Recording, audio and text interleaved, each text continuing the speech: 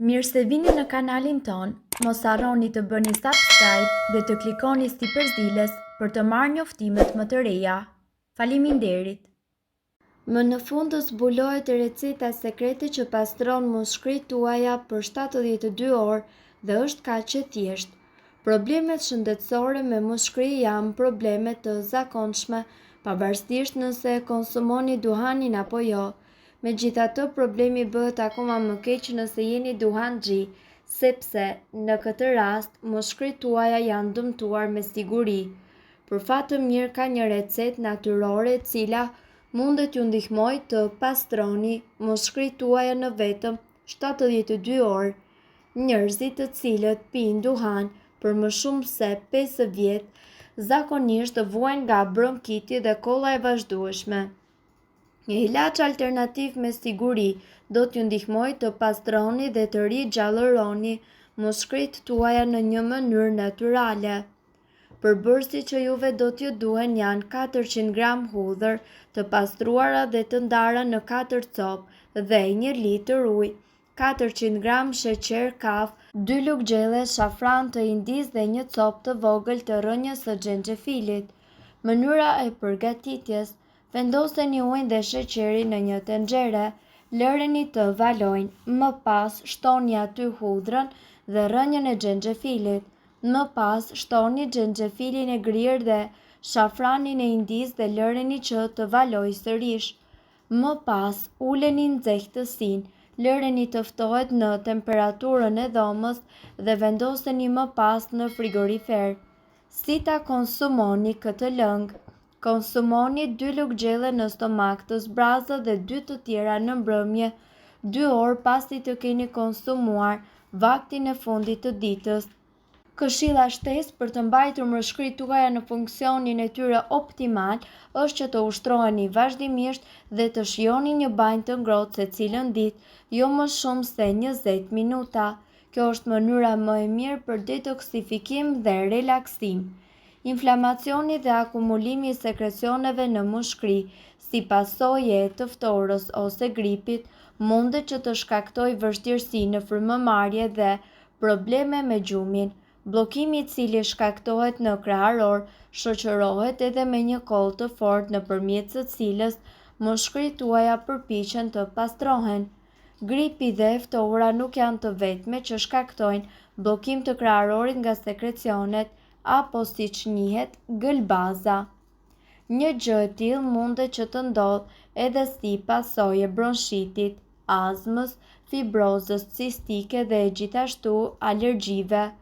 Ju mundet që të vini në ndihmë muskrive tuaja duke konsumuar lëngje të ngrohta të kockave, supa, çajra bimor e të tjerë. Ndër ushqimet dhe pijet më të rekomanduara nga ekspertët për këto probleme veçohet mjalti, i cili është shumë efikas për pastrimin e muskrive. Sipas informacioneve, një i rritur mundet që të konsumojë 1 lugë gjelle me mjalt çdo 3 deri në 4 orë. Ushqime të dobishme të tjera janë për shembull hudhra, limoni, erza, shega dhe xhenxhefili. Pastrimi i muskrive nga sekrecionet. Përbërësit që juve do t'ju duhen janë gjysmë lugë çaj me xhenxhefil pluhur, gjysmë lugë çaj me specë djegës pluhur, çerek filxhani çaj me uthull molle të pafiltruar dhe 3 lugë gjelle me mjalt, çerek filxhani çaj me lëng të freskët limoni. Përgatitja: ziheni së bashku uthullën dhe lëngun e limonit. Sapo të marval hiqeni nga zjarri, shtoni aty mjaltin, xhenxhefilin dhe specin djegës. Përziheni mirë së bashku derisa të përfitoni një lëng me përmbajtje uniforme të cilin duhet ta hidhni në një shishe qelçi. Ne ju rekomandojmë që të konsumoni 1 lugë gjelle 2 herë në ditë për 2 deri në 3 ditë me radhë. Njerëzit të cilët kanë probleme me fjetjen si pasojë e bllokimit të muskrive nga sekrecionet e trasha rekomandohen të përdorin 2 jastëk. Koka duhet mbajtur ngritur në mënyrë që të pengojë kollën dhe problemet me frymëmarrjen. Ju duhet të shkoni tek mjeku nëse sekrecionet zgjasin më shumë se 3 ditë, përkeqësohen ose kanë ngjyrë jeshile apo të verdhë. Këto janë ushqime të cilat pastrojnë muskujt tuaja në mënyrë tërësore. Përkujdesja për muskujt është një hap i shkëlqyer që mundëson mbrojtjen nga sëmundje të ndryshme. Në këtë video ju do të mësoni për ushqimet që pastrojnë dhe detoksifikojnë këtë organ kaq të rëndësishëm. Çaji jeshil. Ekspertët rekomandojnë pirjen e një filxhani të ngrohtë me çaj jeshil përpara gjumit. Kjo do t'ju ndihmojë që të pastroni organizmin dhe muskujt tuaja nga toksinat, por edhe të ruaj shëndetin e sistemit tuaj tretës. Çaji jeshil kombinohet shumë mirë edhe me xhenxhefilin, lëngun e limonit dhe mjaltin. Lëngu i limonit. Sipas të dhënave, lëngu i limonit është i pasur me antioksidant dhe acid folik. Pini ujë me lëng limoni çdo mëngjes me stomakun bosh. Lëngu i boronicës së kuqe ose ananasit. Këto fruta janë të pasura me antioksidant dhe lëngun e tyre ju mundet që ta pini çdo ditë në mes të vakteve ose gjatë drekës. Në qoftë se ju po përpiqeni që të pastroni muskujt, atëherë ju duhet që të shmangni pijet e gazuara dhe ato alkoliket. Lëngu i karrotës. Karrota është e pasur gjithashtu me beta-karoten dhe vitamina A, K, C dhe B. Lëngu i saj rrit nivelin e alkalinës në gjak. Studimet po ashtu kanë konfirmuar se disa karrota në ditë ulin rrezikun e sëmundjeve të muskujve. Xhenxhefili nga ana tjetër është një aleat kundër sëmundjeve të këqija. Ai lehtëson eliminimin e sekrecioneve bllokuese të muskujve. Ushqime të pasura me antioksidant.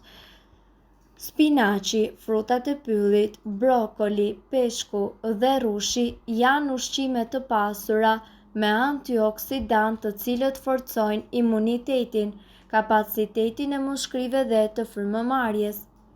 Rigoni dhe nenexhiku.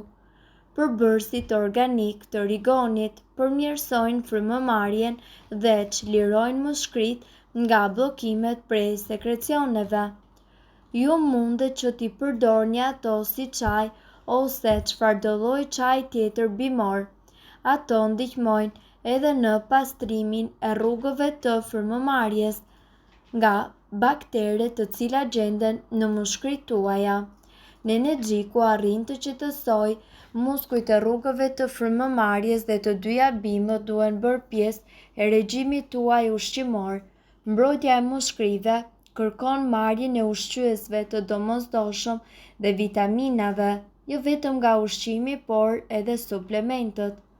Këshillat e fundit, por jo nga rëndësia, janë që të mos ju pini duhan, të qëndroni larg zonave të ndotura dhe të pini sa më shumë lëngje të ngrohta. Prandaj gjithmonë tregoni të vëmendshëm ndaj shenjave që trupi ju dërgon vazhdimisht, sepse mundet të paralajmërojë për problemet nga më të ndryshme të cilat me patjetër duhen trajtuar përpara se efektet të bëhen akoma dhe më të dëmshme dhe të vazhdojnë më pas në të gjithë trupin tuaj. Mirë po, duhet të dini se këto informacione nuk kanë për qëllim të zëvendësojnë ilaçet e përshkruara nga mjeku. Para se të përdorni këto receta të mjekësisë alternative, ne ju sugjerojmë që të këshilloheni më parë me mjekun tuaj. Nëse ndonjë prej këtyre përbërësve ju shkakton alergji, e mira është që të mos i përdorni këto receta të mjekësisë alternative. Nëse doni të dëgjoni videot tona që ne postojmë çdo ditë, kliko subscribe.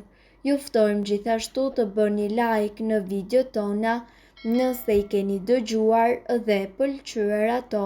Faleminderit që e patë videon ton. Shpërndajni këtë video në profilin tuaj në mënyrë që të informohen edhe shokët tuaj. Faleminderit.